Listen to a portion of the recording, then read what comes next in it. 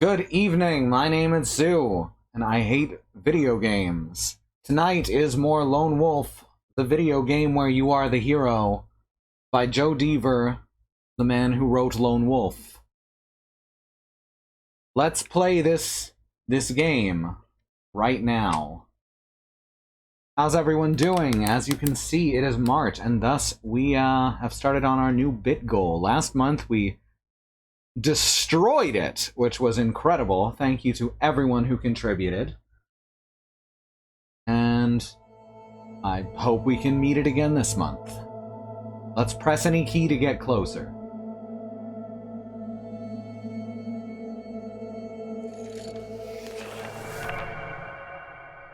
I see Xenon, Riz, Andy, Christy. Welcome everyone. Cube Melon. We're currently in Act 3, Chapter 1. We've just found those two guys who've been trapped down here since forever ago. Wow, Twitch compression. Don't like this game when the pages turn, huh? That is janky. We do have quality controls, though, so that's exciting.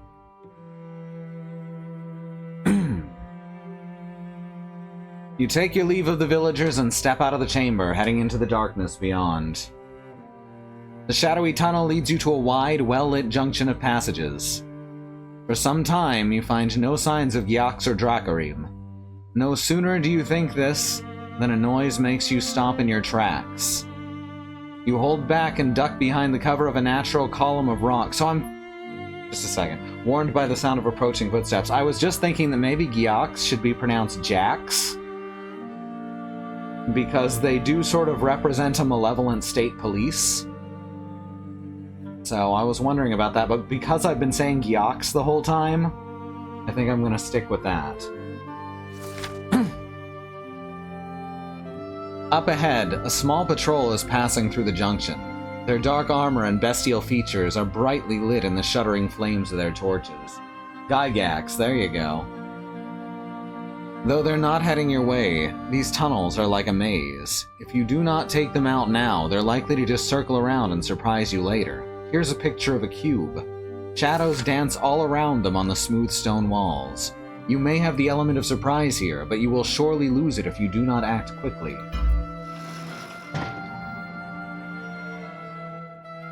Jiffyax, there you go. Lego Maniacs, do what? Is the heater on? Yeah, you can turn it down to like... I think if you turn it down to 80, that's actually equivalent to about 70. Because that thing is terrible. Well aware that fighting is inevitable, you rush into battle.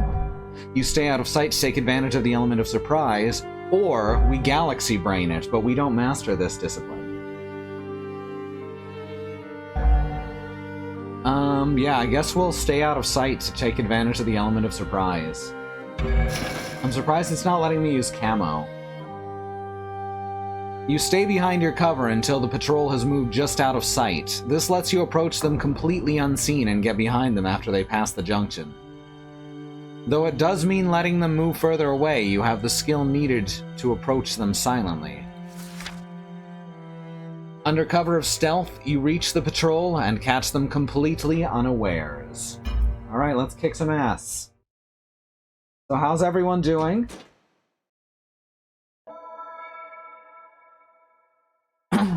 Everyone feeling okay tonight? I'm a little sick, but not as bad as yesterday. I love dual maces, that's such a good setup. I think we should stun this guy. Been a good Sunday? That's good. And I'm sure I'll feel better soon. I've been improving. It's the whole migraine thing, you know? All kinds of chronic pain, not just the migraines.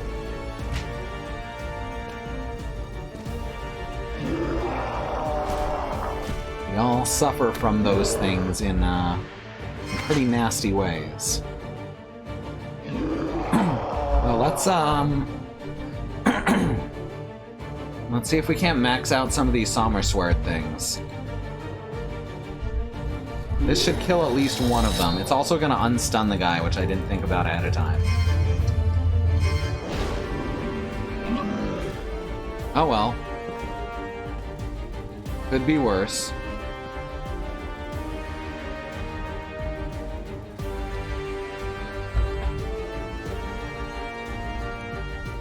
Well, that's interesting.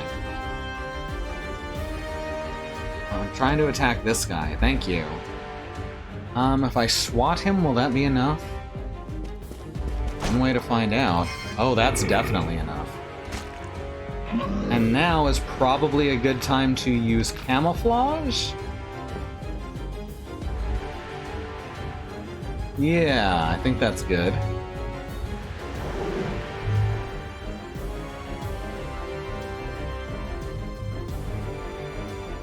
Don't even need to parry. Oh, of course he summons more guys. What was I thinking? How silly of me.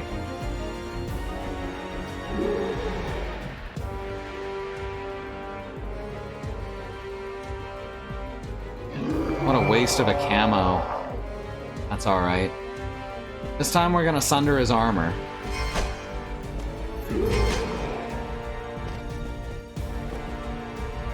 And...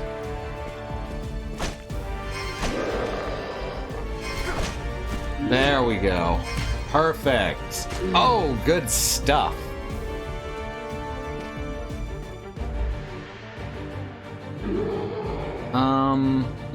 We can stun one of them with Mind Over Matter, or we can summon Puppy. I hate to say it, but stunning one is probably the better idea. You know what? Fuck it, I don't care. It's just 2 jacks. Gyox? I don't want to switch pronunciations right in the middle, but now my brain's telling me Jax. We're gonna keep going with Gyox. It's just 2 of them. Puppy can handle it.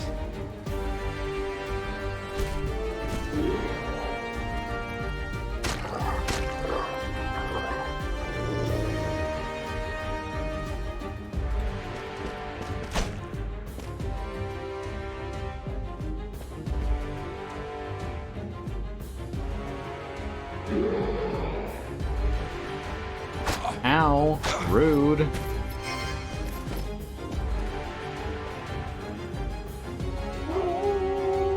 Not enough to parry, that's fine. Hey, bad roads. Pair of Gyox, exactly. A woo! Do you a woo? Remember those commercials?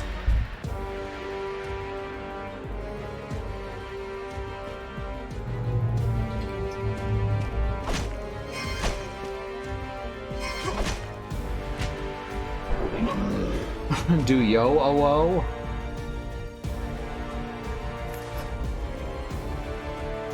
Too tired to a woo right now. Understandable.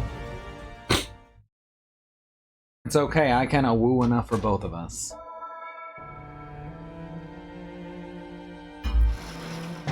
Alright, silver necklace. Hardened steel.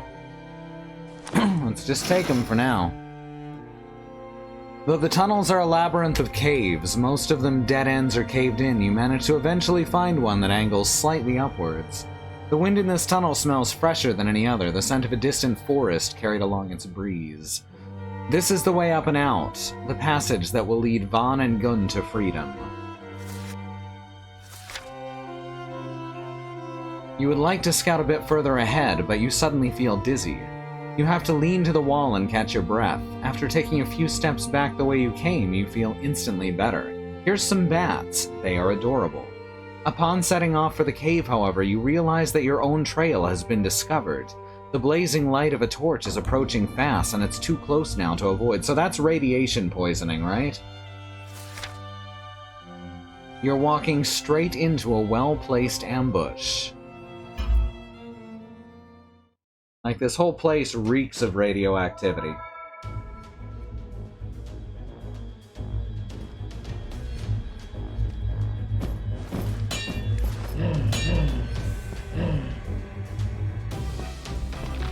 Well, this sucks.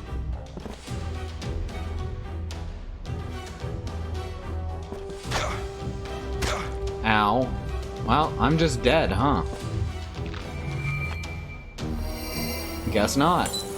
See? Everything's fine. I don't know what you were worried about.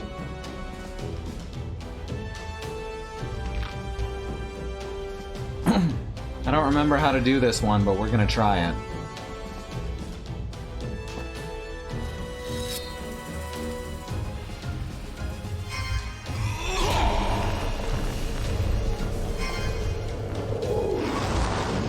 That's how you do this one, apparently.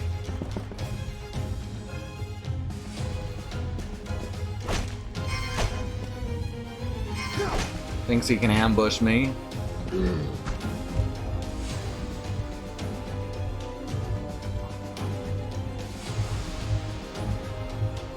Y'all see this man? About to end this man's whole career.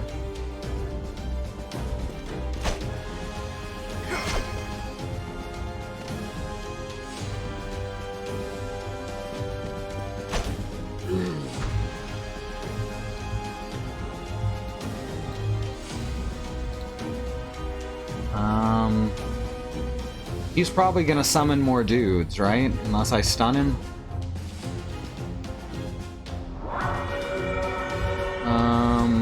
That looks reliable.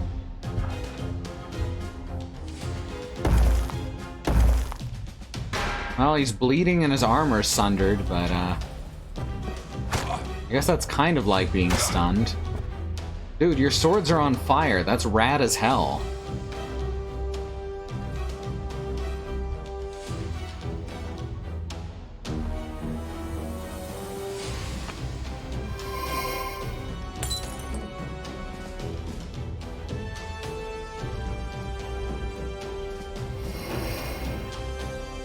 Fuck, I missed it. That's alright, you're bleeding. Come on. Alright, I'm still in survival mode, this is fine. So, not a waste.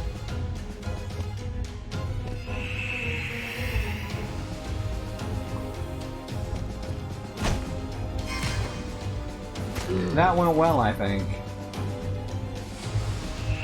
Turned out he wasn't a dude summoner.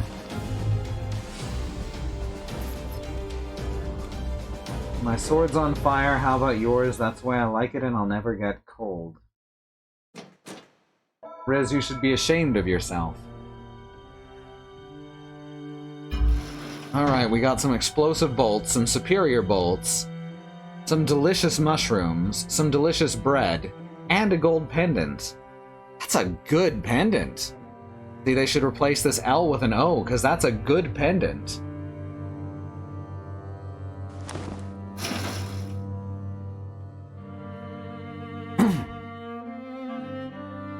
The last of your enemies lie dead at your feet, broken and bleeding out. You've made it, but you have something new to worry about. What you would assume to be a torch was actually a Drakkar blade, coated in some kind of oil and then set ablaze. Two of them, actually. There was two. He had one in each hand. It's the first time you've seen something like this. It may well be a new tactic devised by the warlord of Vatag. All things considered, he's proven himself to be a cunning and resourceful foe. You'd do well not to underestimate him. Regardless, your thoughts now go to Vaughn and Gunn. They've been trapped down here for years and freedom is close at hand. You clean your steel and head back for them, eager to see them freed at last. Free at last. Alright. First, let's head to the shop. Thank you, Mox. Also, welcome, Mox. I don't think I've seen you as of yet.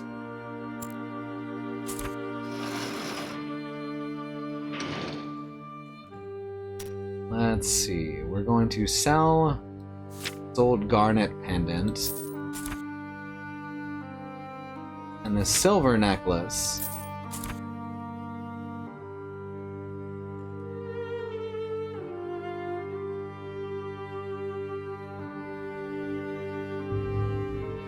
Anything else we need to upgrade? The backpack is the last thing we need to upgrade.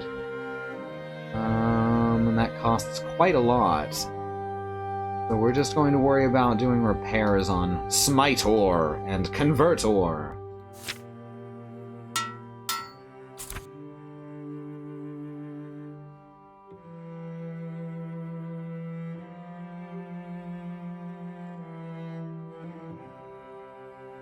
Compressor!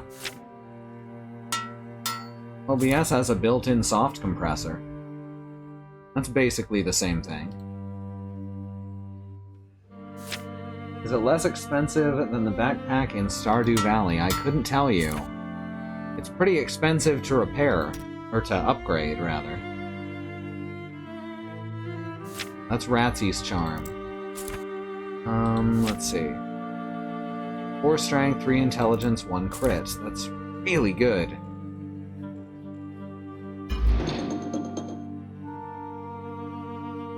Where's my bag? There we go. Yeah, that absolutely outdoes my current pendant. We can sell this garnet pendant now. Another one.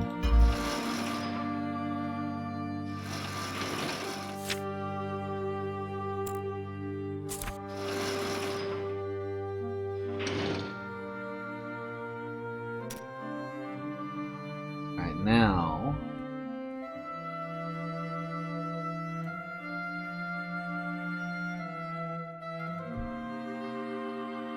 What are we selling? Garnet pendant.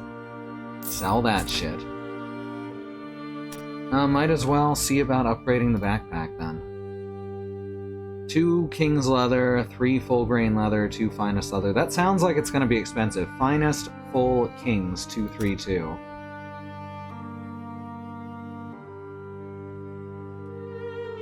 Down here somewhere. Finest full kings 232. I don't think I've got enough money for this.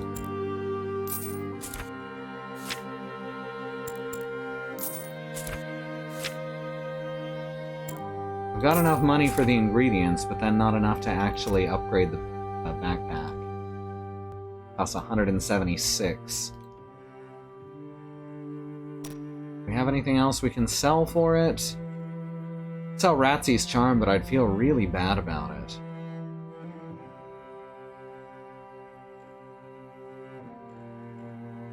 No? Alright. We're good, we're good. We'll do that later.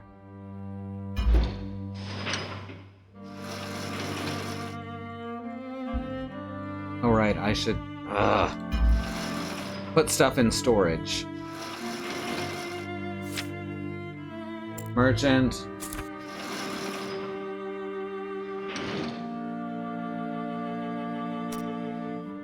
Storage, here we go.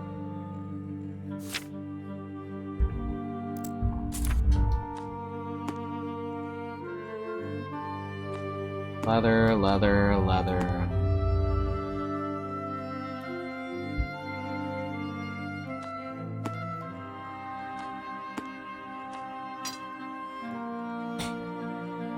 Alright, good. Very good. Now... Though you had some concern that the door to the crystal chamber might close behind you, that fear was unfounded. The massive Shanti barrier is still wide open, the room within echoing with the sound of familiar voices. The whole village just gone! Leander's voice carries a little kindness as she answers. Only for now, Gun. Lone Wolf and I saved several others in the mines, and a few in the village hung on despite it all. Rockstarn'll be good as new by summer, you'll see. Vaughn sighs. I do miss home. I miss those rafters with my family's names carved in them. I miss that iron swing on the porch your father built for my youngest. Gun, who has fully recovered from his attack of nerves, is now smiling happily at the older man. Do you also miss that bossy mother-in-law of yours? You're always complaining about her. Yes, but I will never admit I said that. Vaughn's levity fades after a moment of silence. I just cannot help but be a little scared of leaving. Think about going through that door and I just seize up. I start shivering. I don't know why, but I feel afraid to go. Well, we can't get you back soon enough for my liking, Leandra tells Vaughn. This chamber, these crystals, there's just something about them I don't trust. After what you've seen and what little Leandra has told you about her experience with them, you can understand what she means. Everything about these crystals has proven dangerous. Leandra, can I have a word with you? You ask, silently urging her to follow you to the other side of the chamber. Vaughn and Gunn have been surviving here with no water or food for years. You can see with your eyes that they've changed, and I felt sick when I went too far. I'm certain the nausea would have passed, but... You glance at the pale, thin men with worried eyes. I want us all to get out of this chamber, but I'm not sure they can leave it, Leandra. It may actually be dangerous for them. They might instantly starve to death, is what you're saying. What are we waiting for? Gunn shouts excitedly and sprints toward the exit. All I've wanted for years is to get out of here. Here's a picture of a skeleton. Feeling that the worst is about to happen, you instinctively make a run for the door, trying to catch Gunn. He's too fast, however, and he slips your grasp. Eventually, Gunn barrels out the door and into the hallway beyond. Gunn only gets a few steps before he screams in pain. All at once, his already wizened body starts to age and decay. His hair begins to fall, his skin tightening as it dries. He staggers against the wall, arms and legs shriveling until little is left but gray flesh over brittle bone. No! Leandra screams from across the chamber with Vaughn. Lone Wolf, help him!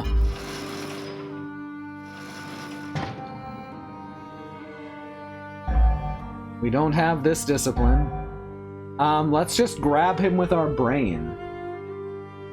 Shall we grab him with our brain? Help him, Lone Wolf. Oh, I will. We can either run to him, we can try and talk sense into him, which seems like it's way too late for that. Let's just brain grab him. I think we're all in agreement that brain grab is the way to go. There's no time to lose. Every second robs Gunn of what little life he has left. You reach out with your mind, grasping him as carefully as possible. Too much pressure could easily crush him in his current state. You gently lift him off the ground and pull him back into the room. No, not the light, he wails haggardly, his tortured throat sounding as dry as bone. I can't go back there. Please, let me out.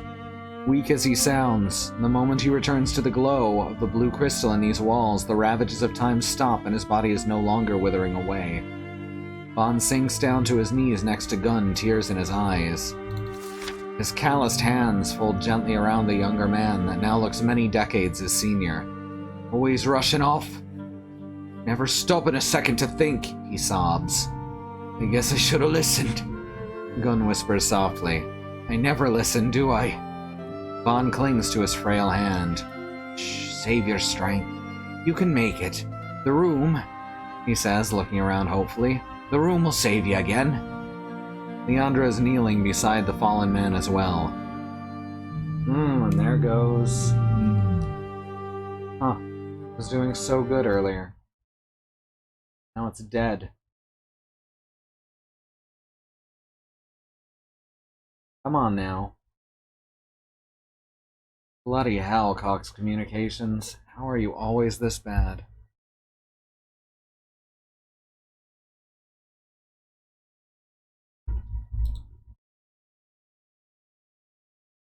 Come on now.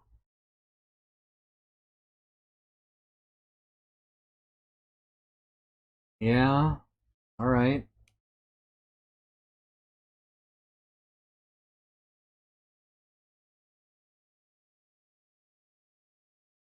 Fucked, huh?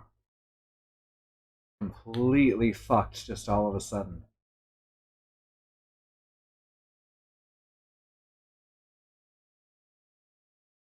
That's incredible.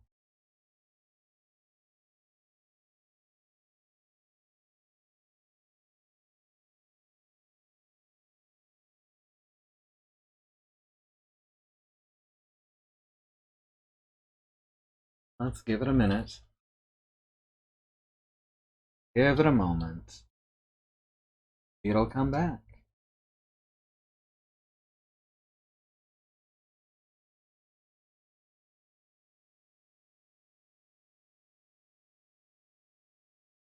Trying.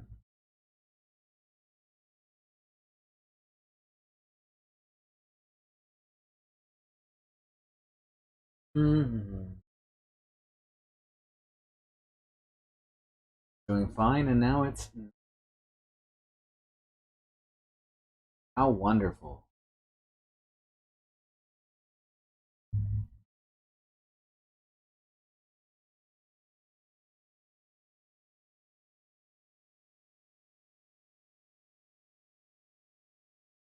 Come on now.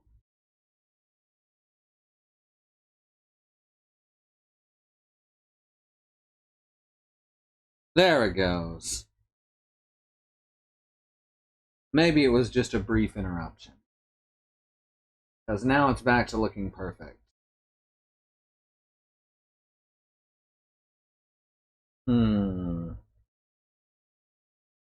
Well, we can but hope. That didn't split the video.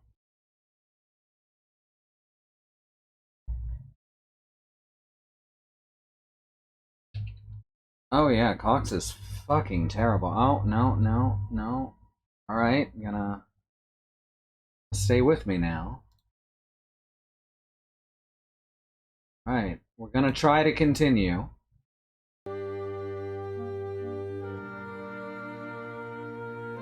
Gonna give it a shot.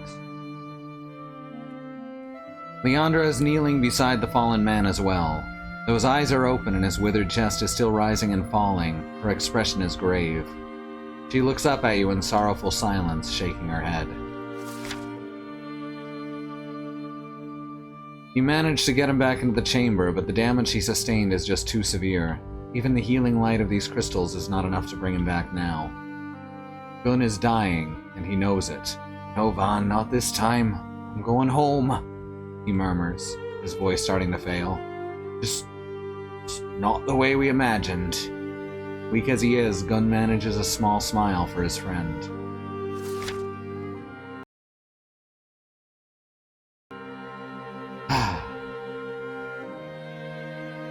Please, Gunn whispers. Lone Wolf, are you still here? His eyes have clouded over, taking his sight with them. You step closer, head bowed in quiet respect. I am Gunn. I'm so sorry. If I'd just moved faster, I might have been able to pull you back before you went this far. This is my fault, my lord, the fading man says past lips as dry as desert sand. Do not blame yourself for this. I just want to thank you. Before he can protest, he continues speaking with what may well be his final breath. Thank you for giving us hope. Please take this to remember me by. It's all I have, but I want you to keep it. His trembling hand reaches into a pocket and takes out an outworn leather lace. A small chip of glowing crystal has been attached to it. A tiny facet, likely taken from these very walls. He reaches up as far as he can, offering it to you. Even as you reach down for it, life leaves him. The amulet falls into your grasp, his stilled hand falling to his side in silence.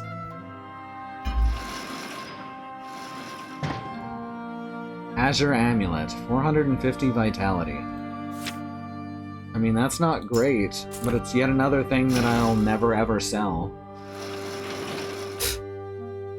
Vaughn curls up against Gunn's body, sobbing as his friend departs. I don't understand. How? Why?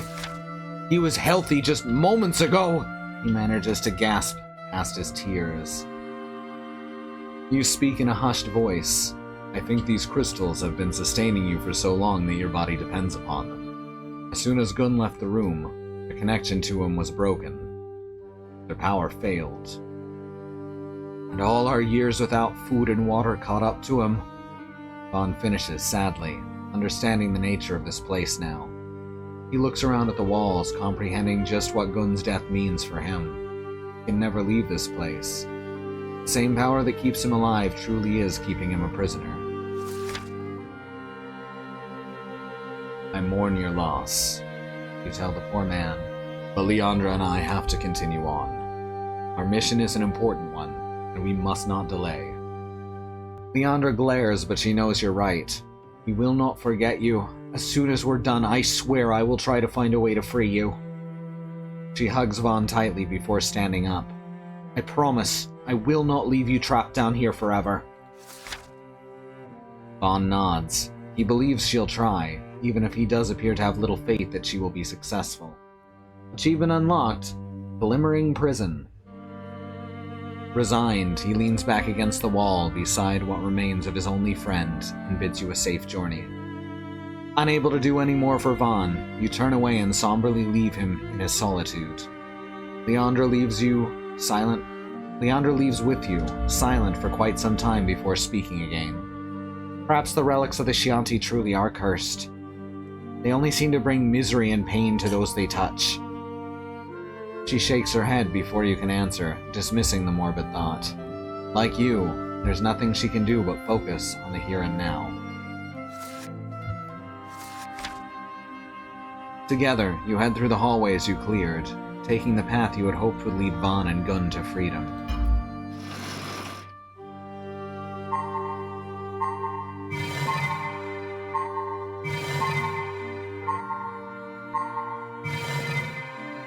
I have no idea why I picked strength for the last one. None of those were strength options.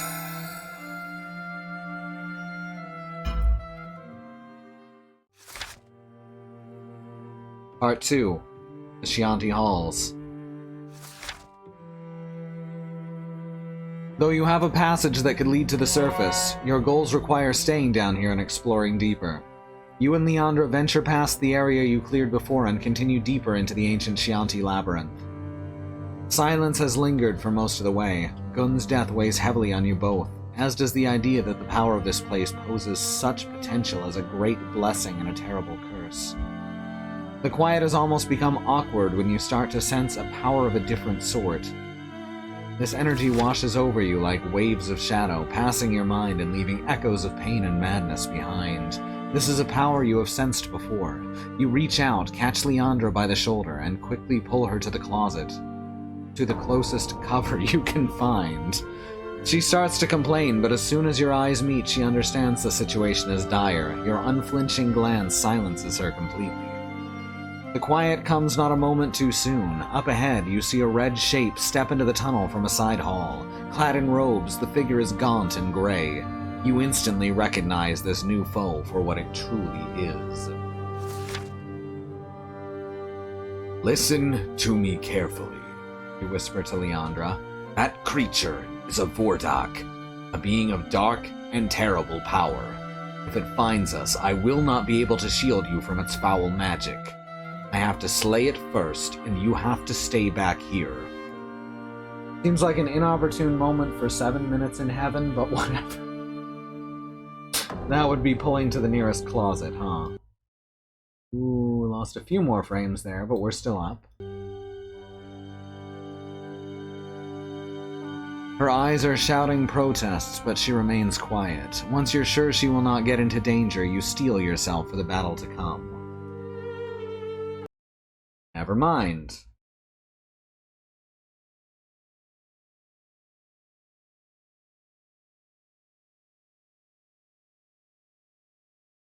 This is very frustrating.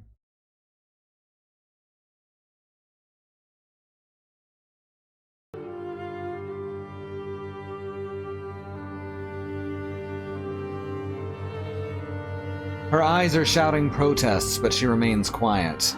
Once you're sure she will not get into danger, you steel yourself for the battle to come.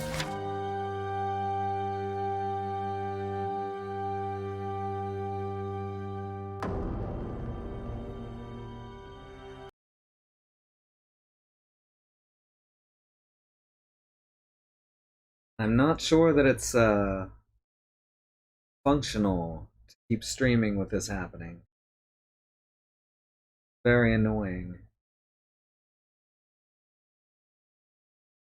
I'm gonna keep trying a little longer.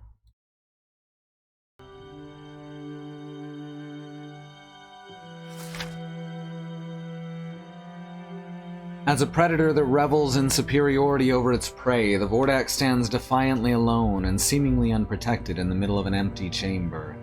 Its lineaments are distorted and monstrous, but you cannot but notice its leering grin, expression of bloodlust. Your thoughts fade, and after a moment, all you can feel is torment.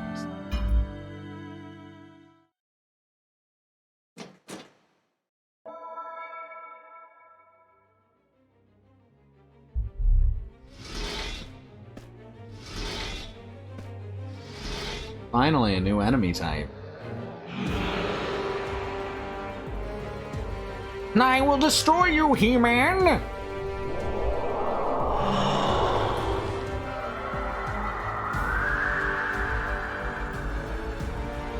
Ah, fuck. Gotta be ready for that one. Oh, and it resets my turn counter too because it stuns me. So that fight's just over.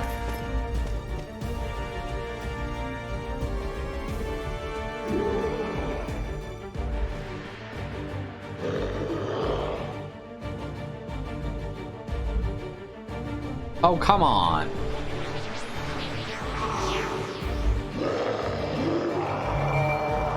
Oh, good. I sure am glad that I clicked on the fucking potion.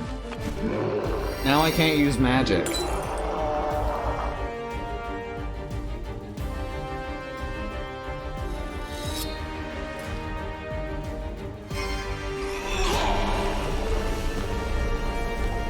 It's alright, I have a magic sword. It'll make up for that.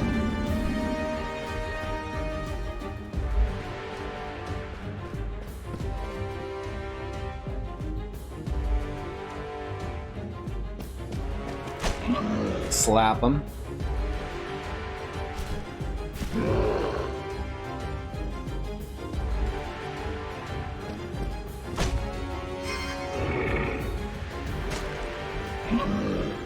Bop it.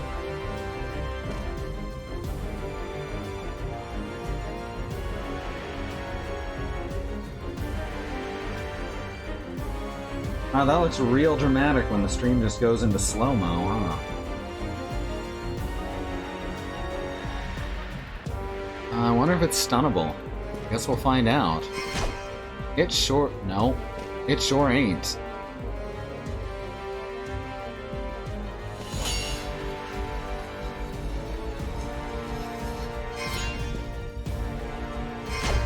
Kick him.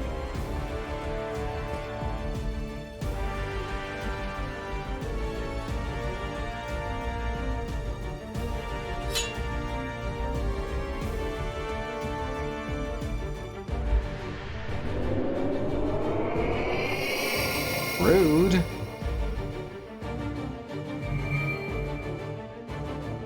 Alright, we have a way of dealing with that.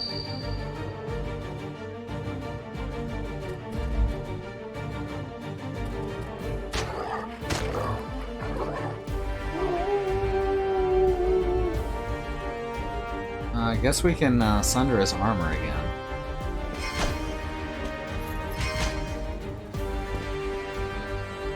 Did not work.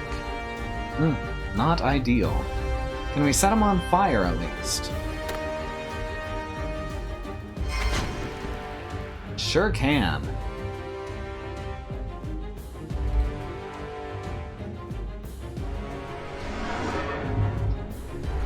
Rude.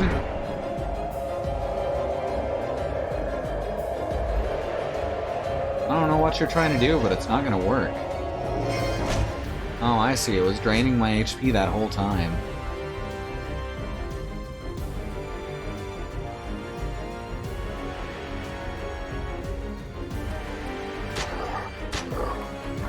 Alright, just keep on puppying him up.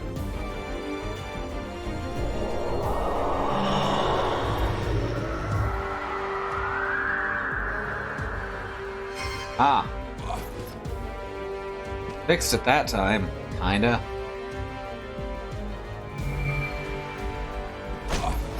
Well, that's game over.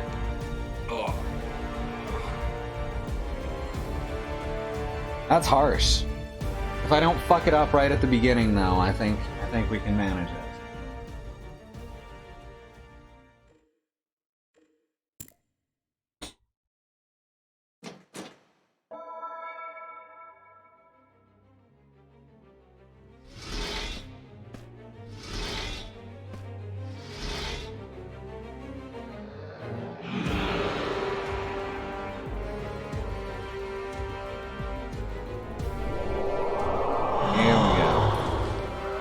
is where we fucked it up the first time.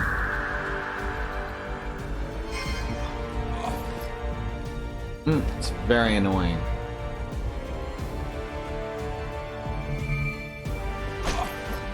Huh, he didn't summon the guys right away this time.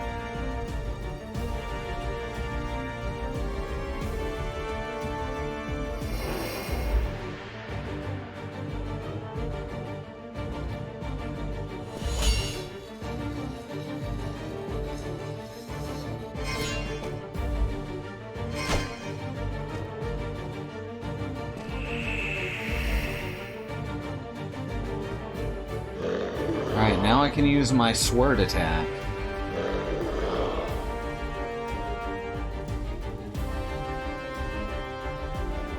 Use the second level one this time.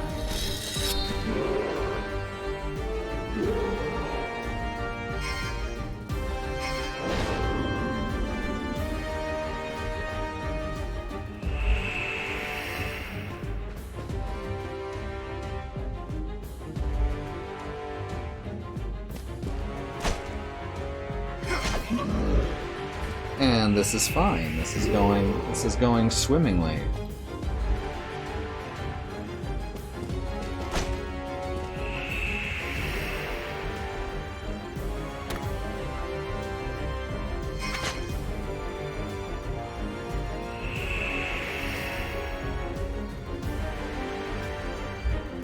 $850. This costs $750 and should kill him. Ooh. Just got there. Beautiful, really.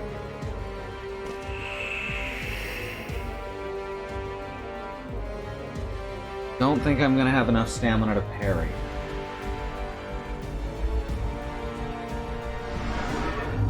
Shit.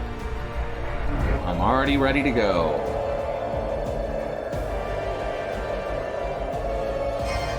Fuck this guy. Fuck. Ooh, almost messed that up real bad. Forgot there was another action.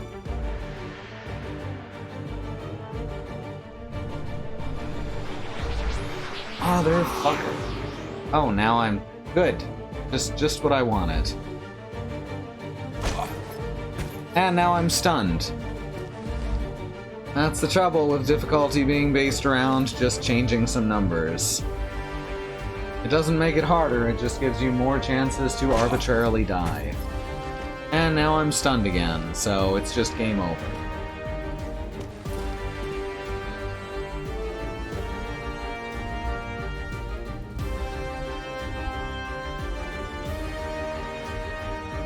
Yep, and I'm stunned again as I die. Not gonna waste time, we're just setting this down to the lower difficulty. Watching my connection just go bad again and again, too.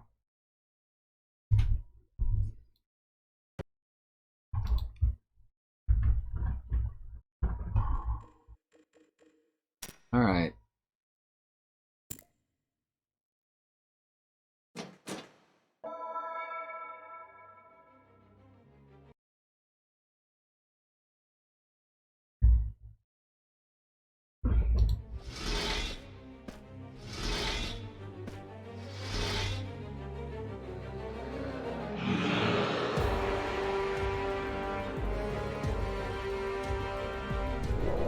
Yeah, starting here.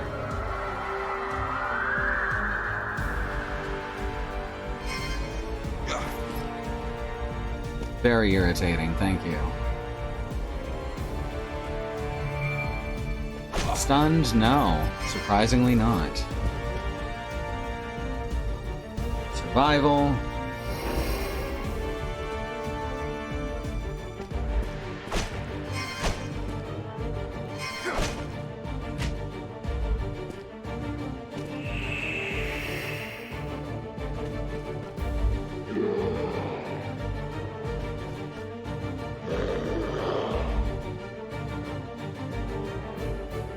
Drop sword.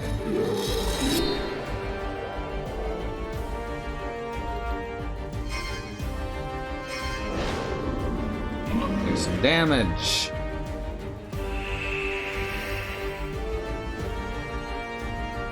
Make some noise.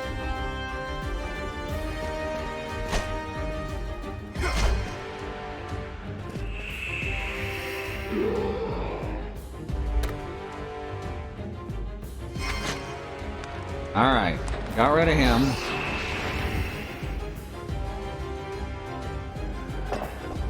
Oh look, he's a rock now.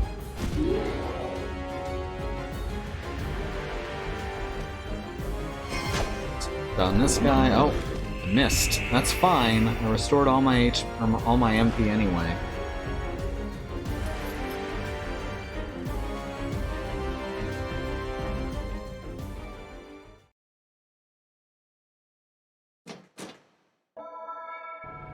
I wish I could tell you, Xenon. I've never actually heard Twitch do that.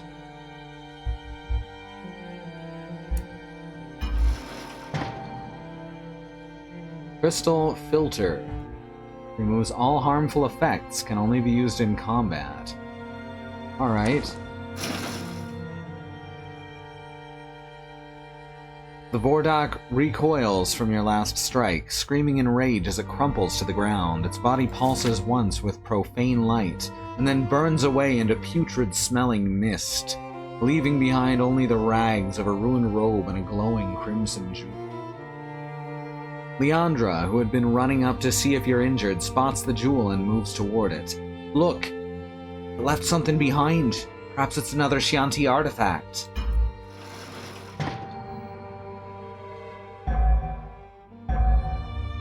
You jump at Leandra to prevent her from touching the gem, or you try to warn Leandra about the gem.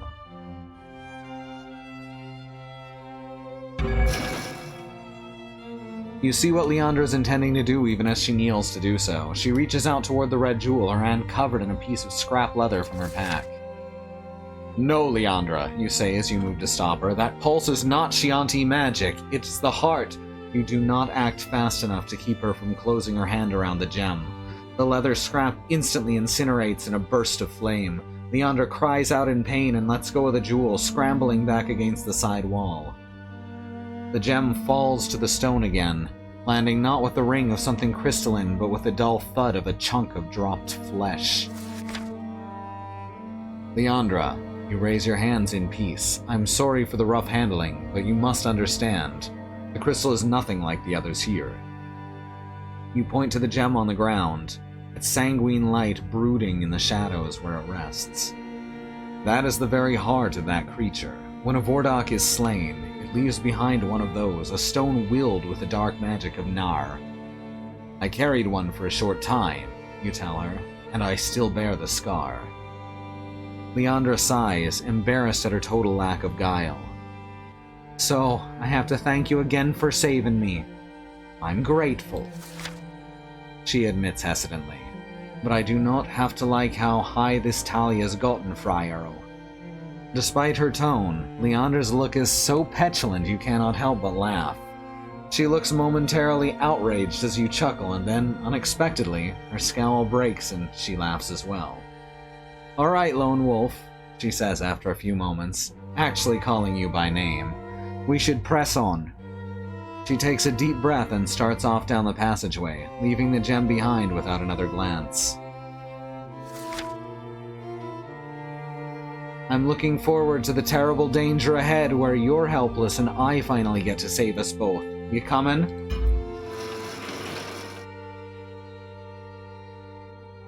Now that, Xenon, I can tell you, it's a badly coded site. I'm looking forward to the okay, I already read that.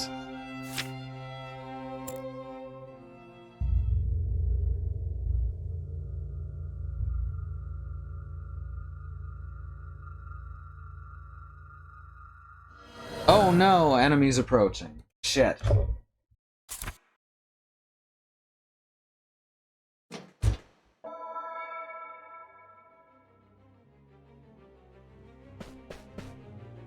That's the first time this has happened. We're in Meditation Land. This is the land where the meditation happens.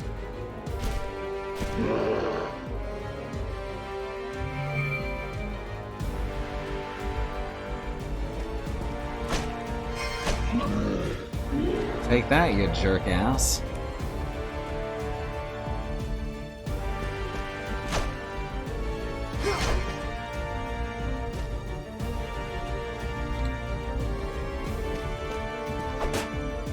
Ooh, that sucked. That's alright, we'll fix it.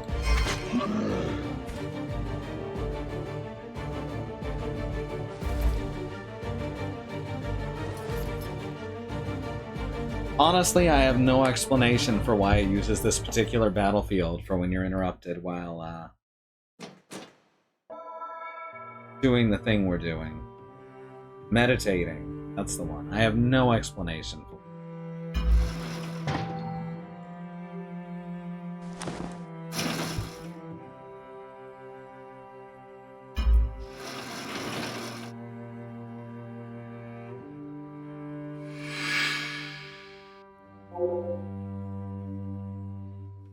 We're in slightly better shape than we were a moment ago. It's fine.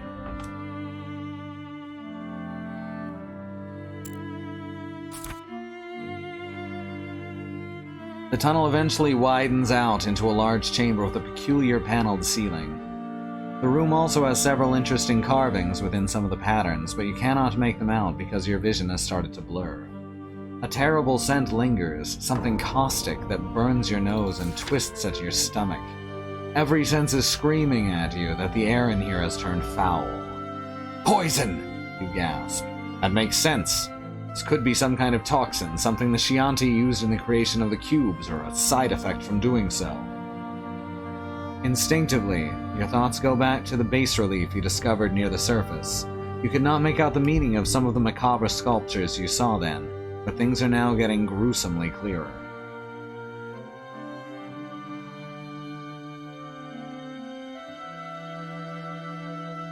Leandra steps back quickly, pulling a scarf up around her nose and mouth. Her eyes look wary, worried. I remember the tales I've heard about this place. There were all these scary details about necromancers, dork rites. She ties the scarf in place as she continues. I always thought it was just folklore. Coughing, she shudders. I should have paid more attention. You feel the urge to step back where the air is cleaner, but you also notice motion in the adjoining room. After gesturing Leandra to go, you cover your face and take as deep a breath as you dare. Through the archway that separates the two chambers, you manage to spot a strange glowing mechanism surrounded by a visible cloud of noxious vapor. There are Gyaks tinkering with it, but no matter what they do, they can't seem to make it stop. You can also make out other silhouettes in the middle of the fog, Dracarine corpses lying on the ground. If this room is dangerous, that far room will surely be lethal. Gyaks are highly resistant to poisons and toxins. That explains why they still stand. You're still trying to figure out why they're here or what they're trying to do when you hear furious Dracarine voices in the distance. Peremptory orders are being shouted in rage. Ignitas! Turn it off!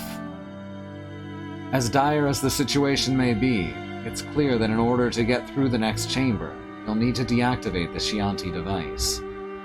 Before you can consider your next move, you realize that you've spent too much time near the poisonous cloud. The gas has affected you much worse than you thought. A sudden dizziness overcomes you, and you start to fall. Flailing madly with your free hand, you grab at the nearest torch. Your weight pulls the burning brand free, and you plummet anyway. The torch streaks through the air, and you clang your weapon against the floor when you land. One of the Dracarine warriors looks your direction. In spite of your waning senses, you see him making wide gestures in the distance as he orders the Gyaks to kill you.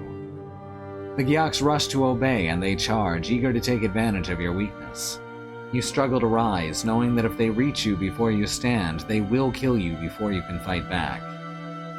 A volley of small crossbow bolts hurtle through the air above you, slamming into the Gyaks and breaking their charge. Though none of them fall, the barrage buys you some time. You need to defend yourself. I said I wanted to repay you for saving my life, Leandra shouts. Are you so eager for me to do that now? Rather than reply, you raise your weapon and prepare to fight for your life. The odds are wildly against you because of the insidious poison in the air. You can barely see or breathe while the Gyaks are unaffected. These savages will... oh, that's not a good word. Will offer you no mercy. Defend yourself or die.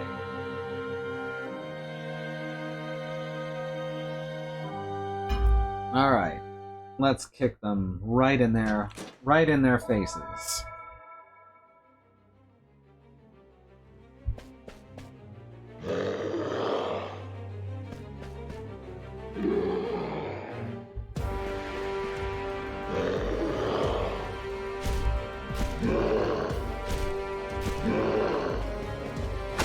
Rude.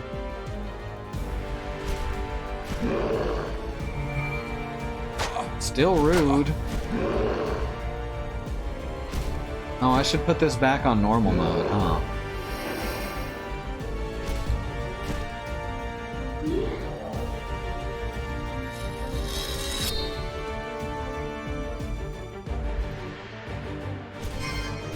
I have completely forgotten to do so. And now I'm just gonna murder everything in one hit. Because the difficulty scaling is fucking terrible.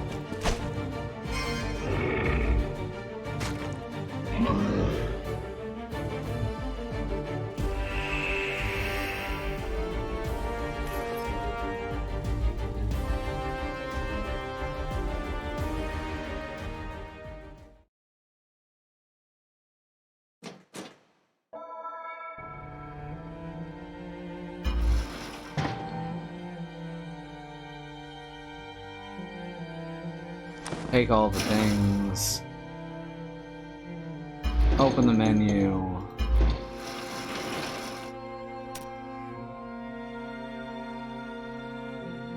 Difficulty settings, normal. Your body burns for clean air. And your pulse pounds, but the last of the Gyaks has been dispatched. Across the chamber, you see the Dracarim beyond the cloud. They're howling in rage, but they cannot cross the room they are in to reach you. Much as you want to turn back, your mission demands you go through that same room. Somehow, you have to enter that chamber, disable that device, and then defeat the Dracarim that will surely attack you the moment you deal with the poison. You just have no idea how to do it. As soon as the adrenaline of the fight fades, you start feeling sick again. All of a sudden, you feel Leandra grab your arm and pull you back to safety. Though you know you cannot retreat, you understand what she's doing as soon as you reach the hallway and the fresh air fills your lungs. Leandra looks worried, if not angry. What were you trying to accomplish? She points up at the grid of angled holes in the ceiling. That ventilation system is drawing the poisonous fumes up and out.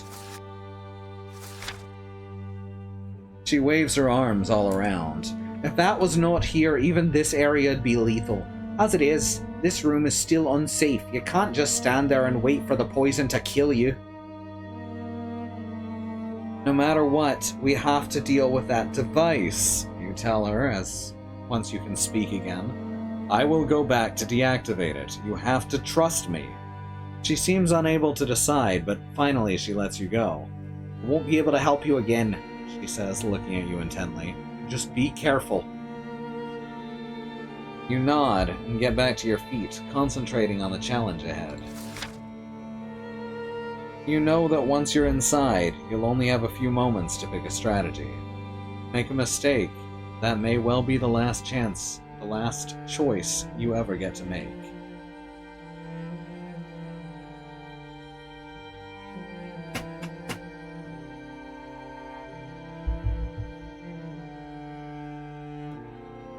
Oh, this is ridiculous.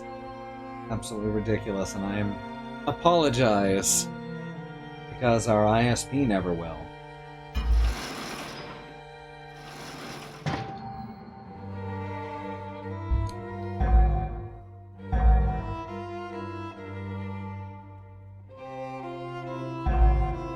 Let's see. Try and reach it as quickly as possible, or have no time to waste but want to study our surroundings. This makes more sense, because maybe we'll spot something useful.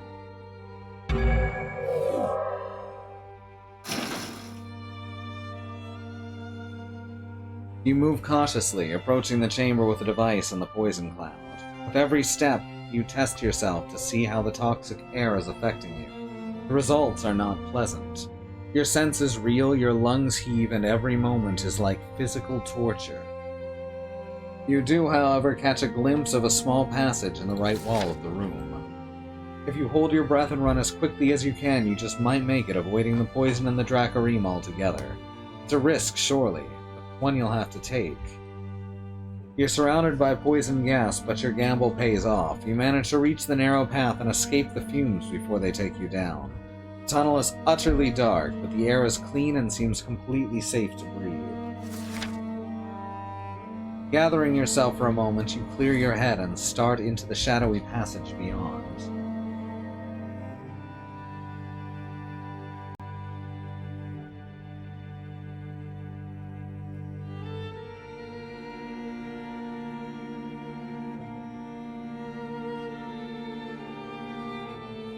John Denver, yes, he sings with the Muppets.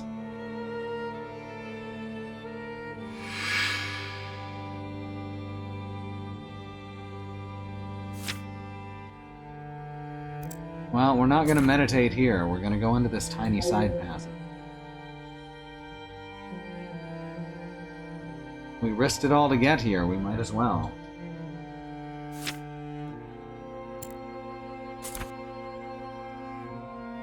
By the time you reach the end of the dark hall, you can tell you're being followed.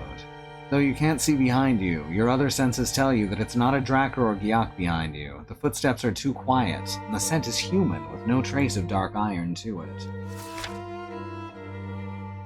We can't meditate here. This is Gyak country. You saw where I went and you took my lead. You ask quietly, knowing who will answer. Meander's voice is a welcome one. Of course I did. There's no way I was going to wait for you to come back. She moves closer now that you know it is her back there.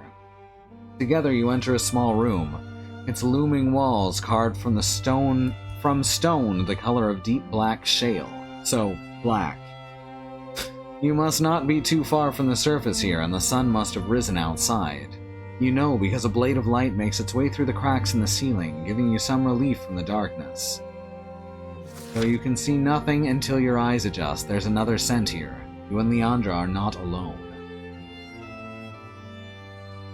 Come out, you say, weapon in hand. I know there's someone else here. After a moment, a figure shimmers into view. Sensing the magic even before you see the man wielding it, you move to put yourself between him and Leandra. The wizard raises both hands peacefully, lifting them from the deep sleeves of a tattered robe. Please, he says calmly, fingers spread and holding still. I have no wish to harm you. I was only being careful because great evil walks these halls. You nod, slowly lowering your weapon, but staying between the wizard and Leandra just in case. You must have many questions. I'll answer what I can. The man lets his arms come back to his sides, making no sudden movements. Allow me to introduce myself. No need, you say. The man bears a striking resemblance to someone whose face is burned forever into your memories. You are kin to Vonatar. As you speak, you tense, ready for anything this man might try. Vonatar the traitor. The wizard sighs, looking down in shame. You need no introduction either. Last of the Kai Lords. My name is Serator, and yes, to my eternal regret, you are correct. Seratar leans heavily against the wall, his hands retreating back into his sleeves for warmth. I am a renegade from a family that has sorely betrayed Sommerland and the Kai, but I may be able to redeem myself, Lone Wolf. He bows his head, placing himself at your mercy. Will you at least speak with me? Hear me out. So Vonatar is, well, the name should tell you, Vonatar the traitor.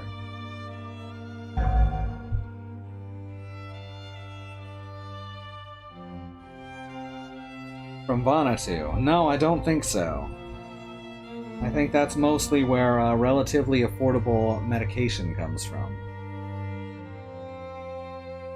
Want to know if the mage has anything to do with the enemy presence in the temple?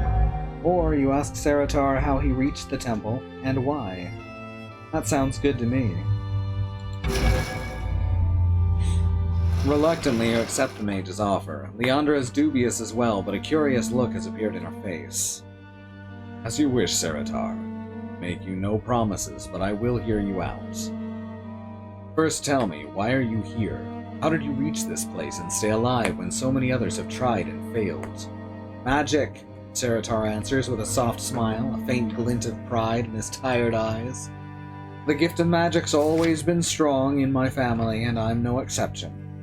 That used to be a matter of great honor for us. After my brother turned traitor, however, my strength became a source of suspicion in the Brotherhood. The shame in his voice is tangible.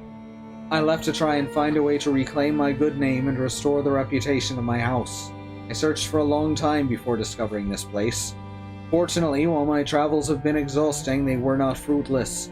I've discovered a great deal about the crystals here, and through my study, a way to harness their power. Like it or not, Saratar's skills and knowledge may prove critical for the success of your quest. Despite your misgivings, you decide to trust him. Speak, Saratar. Tell me all you know. Saratar shares his knowledge with you. I know there is a force of Dracarim nearby, and I know you need to get past them. I was scouting the tunnel that brought you here when their Yaks accidentally activated that Chianti device. What's more, there are other agents of the Darklands even beyond this chamber. My chamber here is surrounded, and it will help us all if you can defeat them. You cannot help but lament your misfortune. You've survived the Noctis chamber only to find yourself trapped between it and another contingent of Dracarim. Leandra notices your frustration, as does Saratar. Fortunately, the wizard says calmly, I've discovered a way to use Chianti magic to create an amulet, one strong enough to see you safely through the death fog. It'll be empowered much like the cube you carry. Your hand moves to your pack defensively. How did you know about the cube, mage? Saratar folds his hands into his sleeves. Calm yourself, Lone Wolf. I've been down here a long time. I know the energies of the relics of this place. I know the effects they can have on those who touch them. When he pulls his hands from the depths of his robe, one is clutching a small Chianti cube of his own. Saratar holds it up, dim light flickering like a candle trapped in amber. He turns the cube so you can see the small crack across its engraved sides. Lone Wolf, softly. Fuck. I discovered this, a cube of my own. It's damaged, sadly. Can you see the crystals that shimmer beneath the facet? You could consider it to be damaged, but there's power actually emanating from the crack. It sustained me for some time now, Kylord. Thanks to its radiance, I've survived without food or water. Saratar's words cannot help but make you think about Vaughn and Gun, one trapped and the other gone. Beware the cube, mage. If you spend too much time relying on it, you will become unable to survive without its power. I saw the deadly consequences of this with mine own eyes. Saratar's composure seems to tremble for a moment, but the wizard steels himself, regaining his wise and knowledgeable demeanor. I thank you for your warning, and I'll heed your words, Lone Wolf, he replies. But for now, my familiarity with Chianti magic is instrumental to the success of your mission. My studies have taught me how to use a small amount of my own life force to imbue the energy of the crystal into a vessel. I'll use this energy to create an amulet that will protect you against the machinations of that poisoned device. I know it will work, but I lack the crystal and the vessel I need to proceed.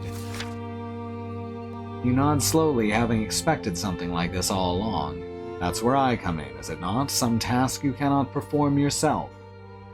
Saratar gestures to a small map he has carved on the surface of the pedestal in the middle of the room. It is, Master Lone Wolf. There are 2 chambers near here. Both house ancient Chianti shrines. He rubs his arms as if feeling some phantom pain. The shrines have proven too dangerous for me to explore, but you'll be able to find a crystal in either of them. What about the vessel? Where can I retrieve it? Saratar points to another spot in the diagram, marked with the engraving of a skull. Here. That's where I wanted to set up and carry on my research. Unfortunately, a Vordak roams that hall. I had no choice but to sneak away. I understand. you say, starting to move toward the chamber's only other exit. Then you turn to Leandra. I'll be honest, I don't like the idea of leaving you here, Leandra. But I don't know how this magic works. You've been lucky enough to survive when you crossed the chamber to follow me. Are you just leaving me here then? She protests. Let's say that I need you to cover my back, you reply while winking at her, hoping she gets your meaning. Leandra seems to understand that you're not speaking about the Dracarine. She nods slightly and then turns back to Seritar, addressing him with a friendly voice. I hate to say it, but the Friar Earl's right, Seritar. I'll stay here. I'm especially interested in your discoveries, though. Will you be so kind as to tell me about them? Seritar looks quite enthusiastic, eager to divulge his discoveries to someone bright enough to understand what he's accomplished. You reluctantly leave the two, studying the rough map one more time before you set out.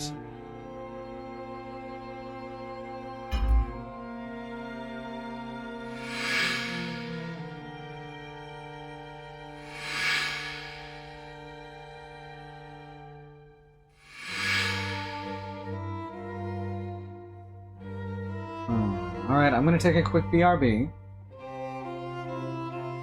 I'll be back in a few minutes. I'm gonna try and go for at least another half hour before this whole thing drives me completely crazy.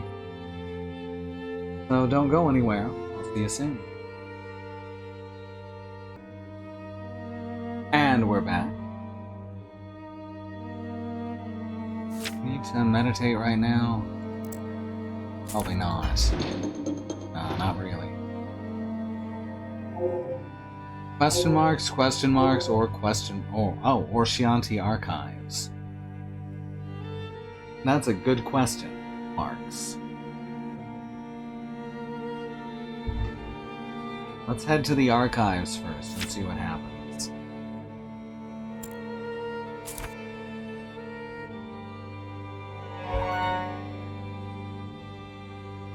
You reach the doorway of a chamber so large you cannot see its far side, despite the presence of several bright torches lighting your way. This looks like some kind of immense vault or archive. All stone cases containing what may well be hundreds of Chianti artifacts. Moving through the room, you spot several well-armed Dracarine and their Gyak slaves. They appear to be searching through the cases and shelves, examining every piece of stone or strange length of metal. Some of them seem utterly inert, while others cause great pain to those foolish enough to touch them. Past them all, you hear the inhuman voice of their taskmaster, a frightfully gaunt gray man in the scarlet robes of a scholar. This must be the Vordak that Seritar mentioned. With a Vordak leading them, these soldiers will be even more formidable. To find a suitable vessel for Seritar's ritual, you have to defeat them, but how? A frontal assault would be suicide. There has to be a better way. Let's see. Obviously, we want to camouflage. I mean, the options available, we might as well do it.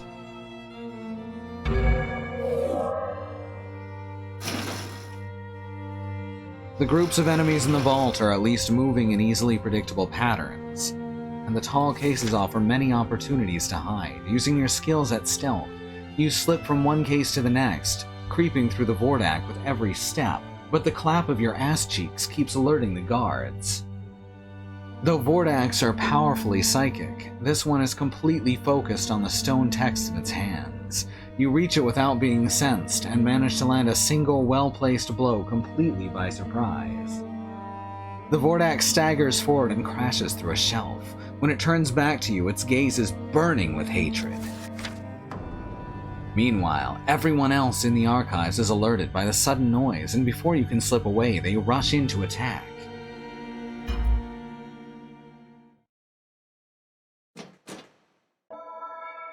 Leandra, I'm trying to sneak into the archives, but I'm dummy thick.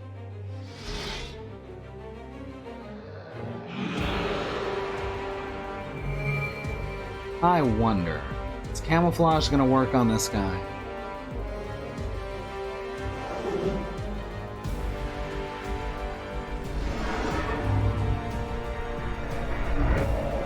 The answer is actually no, so that sucks. Oh, good to know for the future.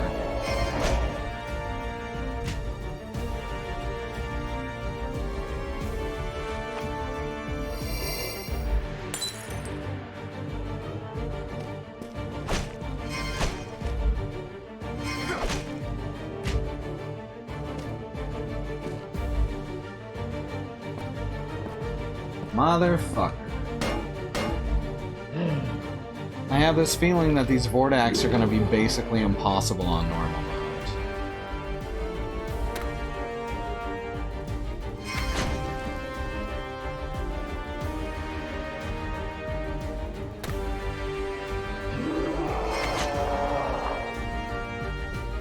Alright, can't be poisoned, so that's not ideal.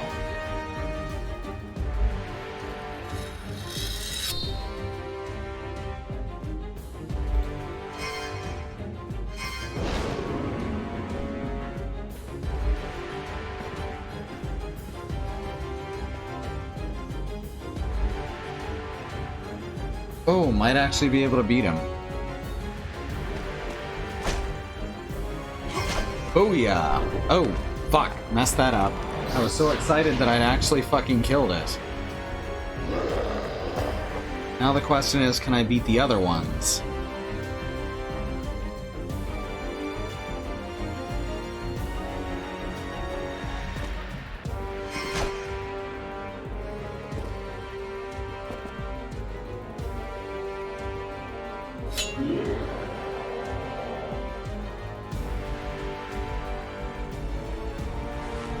Oh, of course you're gonna drink a potion. What else would you do? You jackass.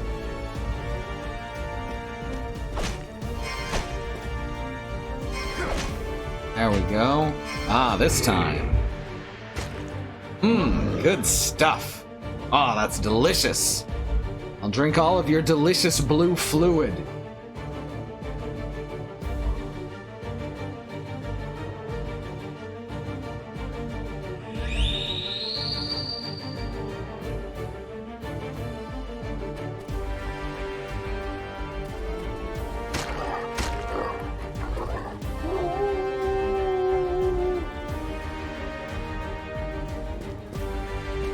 Oh, that's shitty.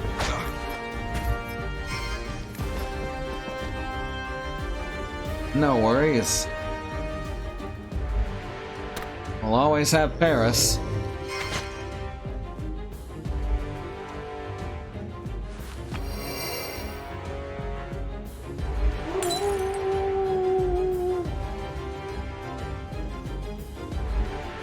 Puppy got this.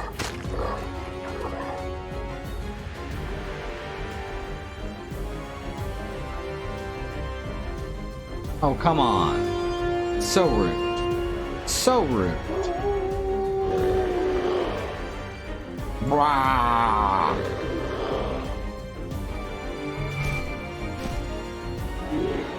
Alright.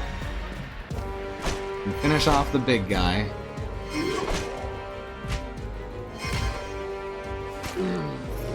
Stab him up real good.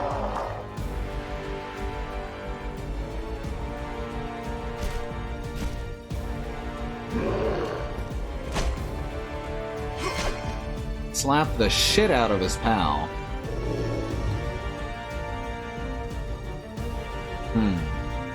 This is fine. I'll just do this for now.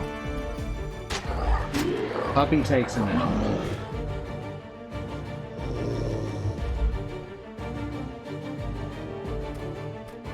Bye-bye, puppy.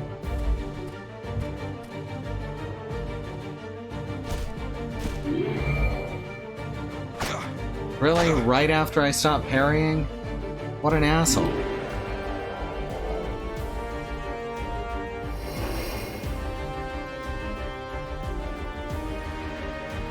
Oh, is that what we're doing? Damn it!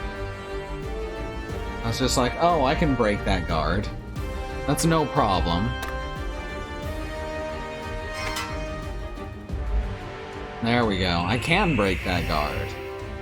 I can hold all these lines.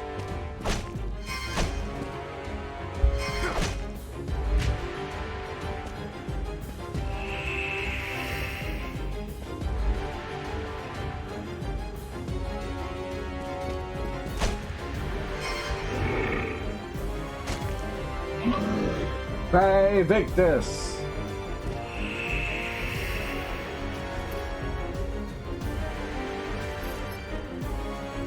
It's some very crunchy audio.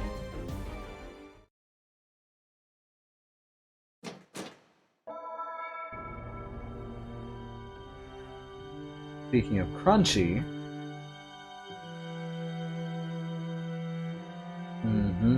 There it goes. Down to 0. If this isn't fixed by tomorrow, we'll be having some very strong words with them. Gold Signet. 3 intelligence, 2 strength, 1 crit on a ring this time.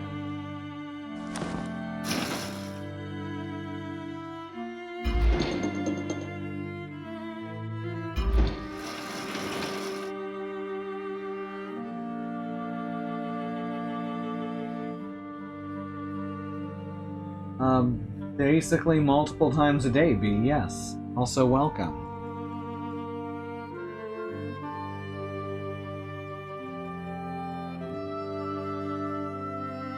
Gold signets, there we go. However, this may be the end of the stream because this is getting worse again. I just don't want to deal with it.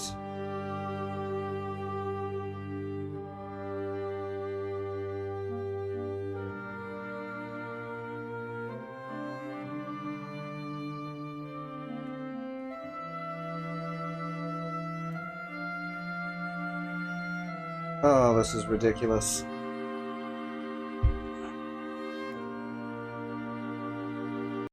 Not sitting at 0. Well, that's it for us. That is not coming back.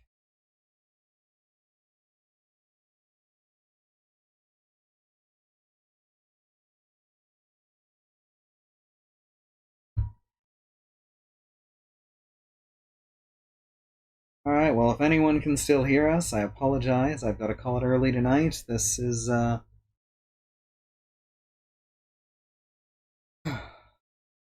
Imagine paying for a service that works less than half the time.